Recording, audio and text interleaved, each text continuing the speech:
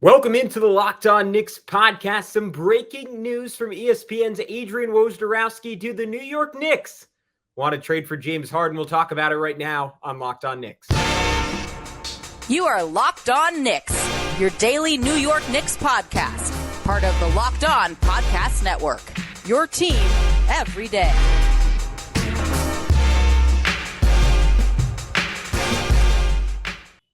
You are Locked On Knicks, your daily New York Knicks podcast. We're here with you on YouTube, on your podcast platform of choice, 5 days a week. If you never want to miss an episode, subscribe on YouTube. Hit that notifications bell so you never ever miss an episode. And be sure to subscribe on your favorite podcast platform of choice. But who's shilling for subs? I'm Gavin Schall, your favorite play-by-play broadcaster's favorite play-by-play broadcaster. And man, oh man, on what was supposed to be a quiet free agency eve for the New York Knicks, things exploded out of nowhere. Adrian Wojnarowski of ESPN putting out there that the New York Knicks, along with the Los Angeles Clippers, are expected to be among teams that'll engage with the Sixers on a potential James Harden trade, following Harden opting into his $35.6 million player option with the Philadelphia 76ers. So I'm just going to give my initial thoughts here. Alex and I are going to get together later and record a full pod for tomorrow. But I don't think the New York Knicks will ultimately end up trading for James Harden. To me, the Clippers make a lot more sense as a destination for a team that, as we got into earlier this week with Darian over at Locked On Clippers, is absolutely desperate to win now. They are going to want to run this thing back one more time with Kawhi Leonard, one more time with Paul George, and see if they can figure out a way to make good on that promise they had 4 years ago when they acquired those two guys and win an NBA championship. Harden, I don't believe, is an all-in move for the New York Knicks because you're not going to win a championship with James Harden. Or let me rephrase that. You are not going to win a championship with James Harden if you give up a substantial amount of assets in terms of current players, not future assets, to go get him. And we've had kind of mixed reporting on just how serious of a contender the Knicks are.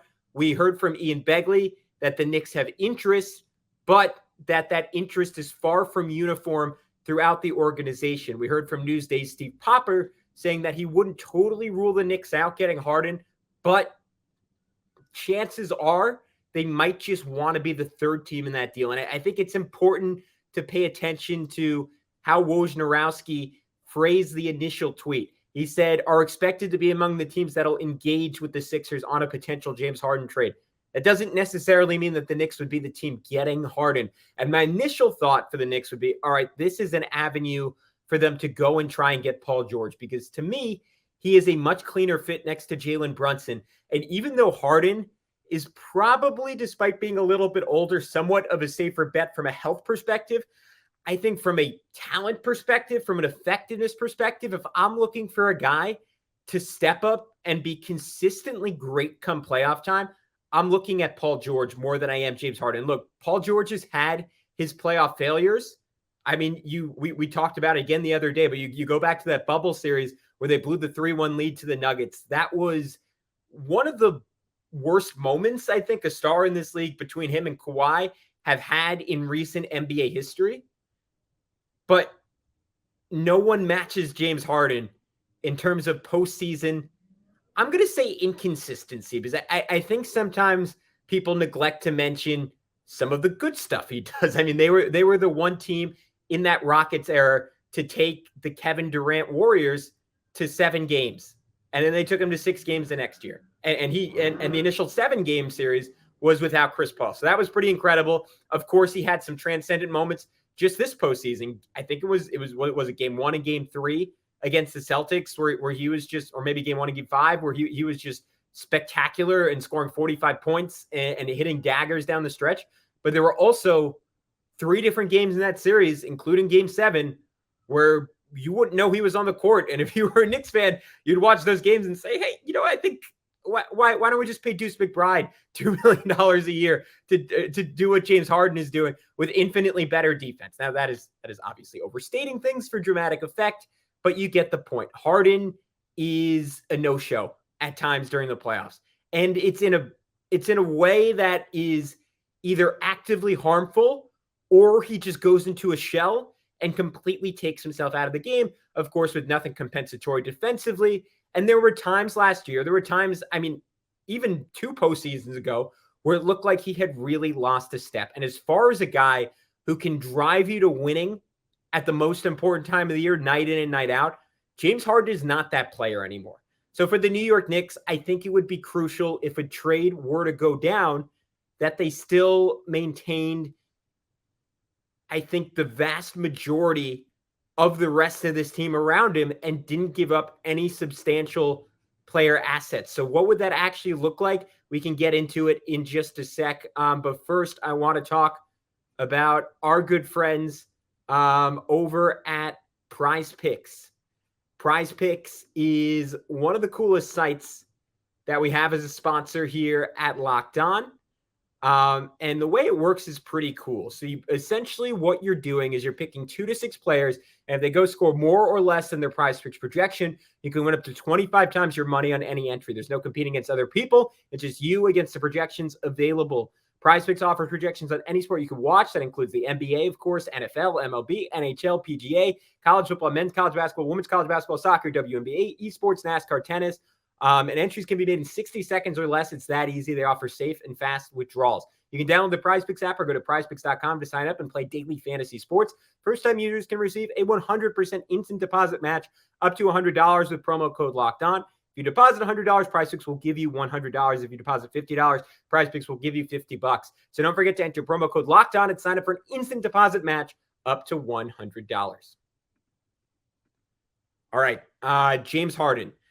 I think the people in the Knicks organization that are advocating for a Harden trade right now, I think their logic behind it is if we can get him on the cheap, and what I would consider on the cheap is one of the young guys and maybe 2 first-round picks, maybe only one of them is unprotected, then we owe it to go all in just for this 1 year, just for this player option, right? This $35.6 million. And if we can figure that out financially, we have a team around this guy that is ready to win.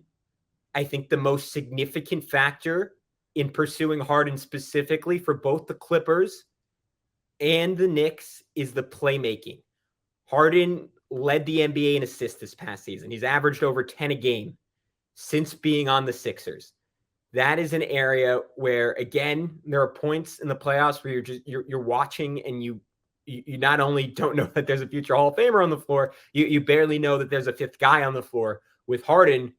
But there are also points where he's transforming the game with his ability to create easy shots for others.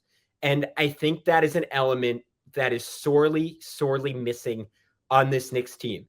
Even when the Miami Heat decided, hey, we are just going to throw 3 or 4 guys at Jalen Brunson, he is not the type of player who's going to say, all right, I'm going to get 12 assists tonight, and I'm going to set up Quentin Grimes for easy shots. I'm going to set up RJ Barrett for easy shots. I'm going to set up Mitch for easy shots. He can do a bit of that, don't get me wrong, but he is not in the same category as the James Harden in that capacity. And I think if you're a team like New York and you are not overwhelming other teams with your individual creation, right? RJ can do a bit of that. A healthier Julius Randle, he can make a substantial difference and do a bit of that. In the regular season, by and large, it works really, really well. That's why the Knicks were the 3rd best offense in basketball this past year. Come playoff time, of course, RJ being a year better, IQ not faltering in the spotlight next season, Julius Randle probably most importantly being healthy, and I think having the capacity to look at least close to the second-team All-NBA guy he is during the season. All that stuff will make a big difference, but I don't think the Knicks are getting past the second round of the playoffs. I certainly don't think they're getting past the conference finals without one more guy who can create really easy shots. And who knows, maybe that is Emmanuel Quickly after another offseason of improvement. Maybe that's RJ Barrett after another offseason of improvement. Maybe that's Quentin Grimes after another offseason of improvement. And it's why I've said it all summer. I don't think it's crazy for the Knicks to run this thing back and see what they can do. But you bring in James Harden to be that guy with, honestly, I would argue even less of a burden on him than he had in Philadelphia to create shots for others. And I think Harden could really lean into the passing. He could really lean into being more of a spot-up shooter. He could really lean into secondary creation on the Knicks because Jalen Brunson is just that good. And of course, Harden got an opportunity early in his career to play with that level of point guard, right? One even better in Chris Paul on the Houston Rockets. You could argue early Russell Westbrook was a similar type of impact player. Of course, Kevin Durant, Kyrie Irving on the Nets, they were similar type of impact players. The difference was Harden was not ready to give up the basketball at that point in his career. I don't know if he is today, but I think he is closer to that point. And I think he's closer to being willing. This would have been a crazy statement a year and a half ago. It is not anymore to play off someone like Jalen Brunson, who is a bona fide top 15 to 20 player in this league and proved it on, again, close to the largest stage you can in the second round of the playoffs against an elite defense in Miami, right? Brunson is that dude. And I think having Harden in there, he would know the pecking order. And maybe some people are listening and laughing and like saying, you really think James Harden is ready to take a backseat to Jalen Brunson? I honestly think at age 33, age 34, he just might be. And I think James Harden in that very specific role, given the defensive infrastructure the Knicks have, given the surrounding talent, it could work really, really, really well.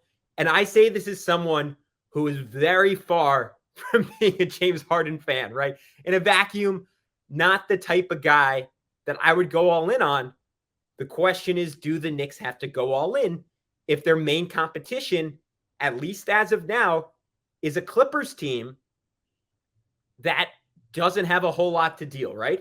Because I've seen people, and I think the initial reaction to this report from Woj was that, oh, this would be some kind of deal with Paul George. And again, if this is a deal that ends up with Paul George on the Knicks, sign me up. That is option number one for me. But I think it's much more likely the Clippers want to have all three of those guys together and have some insurance if one of Kawhi Leonard or one of Paul George, as it seems overwhelmingly likely at this point, is not there come playoff time. That being said, if neither one of those guys, and obviously Kawhi is not going to be in the trade, if PG is not in the trade, do the Clippers have that much more to offer the Sixers than the Knicks do, right? Are you building that trade around a Terrence Mann? Are you building that trade? You're not building it around a Vika Zubac because they have Joel Embiid. I question what of value the Clippers would have to give up when they still owe a pick or two to the Oklahoma City Thunder, while the New York Knicks have a ton of excess draft equity and can say, hey, we will throw you. I hesitate to say the name Quentin Grimes because I love the guy, but you got to give up something to get something, and say, hey, we'll throw you Quentin Grimes. We'll throw you some picks. We'll throw in Evan Fournier to make the salary work. And I have to dive deeper, and we will dive deeper on the actual cap mechanics of it. My gut instinct is to make the money work. The Knicks would probably ultimately have to give up one or quickly of Barrett in this trade, and that becomes a little bit more of an uncomfortable conversation. But you give up RJ Barrett, you give up a first-round pick, maybe two of the extra picks, like of the Pistons, Bucks, Wizards, litany of picks that the Knicks have, Mavs. That's a trade that is certainly not future-looking, but is interesting. I think a Knicks starting lineup of Brunson, Grimes, Harden, Randall, Mitchell Robinson, with Emmanuel Quickly, Josh Hart, who we're 18 minutes and I can just note it now, opted in today. Josh Hart, Isaiah Hartenstein, maybe Dante DiVincenzo coming off the bench. It's a team that can use one more big forward and would have to figure that out. But that's a roster that I think is right there with the Boston Celtics for the best team in the Eastern Conference. And both depth, both shooting, both creation, has a litany of defensive options and a way to cover up for Harden. The downside there is you are putting a lot of stress on the rest of the team playing Brunson and Harden 30 minutes a game together. Those are two just bullseyes for opposing offenses and could spell trouble against a team like the Celtics come playoff time. But I think you're banking that you have enough offense, and you're banking that last year with RJ Barrett, who really, really stepped up in the postseason defensively. And to be clear, I think has a dramatically higher defensive ceiling than someone like James Harden. But frankly, in the regular season, there was not a big difference between Harden and Barrett on defense. You can talk yourself into Tibbs figuring it out. And granted, maybe a little bit of it was the competition, but the Knicks are fresh off being the best defense in basketball in the postseason. So maybe they can afford to take a little bit of a step back there. And I know there was so much lineup data just screaming that the Knicks were a lot better last year when they only had one bad defender on the floor, and that was usually Brunson, versus having two. So if there's a hesitancy in going all in on this beyond Harden's disappearing act, most postseasons, it would probably be that. But I think his offensive talent is worth the gamble. Again, if the package isn't crazy. If you're telling me, no, it's going to be RJ and quickly and 2 firsts, of course not. I don't think I would. This is tough to say, but I don't think I would trade quickly straight up for James Harden because he's such a better defensive player. And you just look at the age ranges, and it's hard to do with RJ, frankly, with how he played this postseason. Like, again, I don't think it's crazy by any means for the Knicks to just run this thing back next year. But I do see the argument for going in on James Harden. All right, this went longer than I thought it would. We were going to have much, much more later with me and Alex Wolf, but I wanted to give you guys some initial thoughts on a potential Knicks trade for James Harden.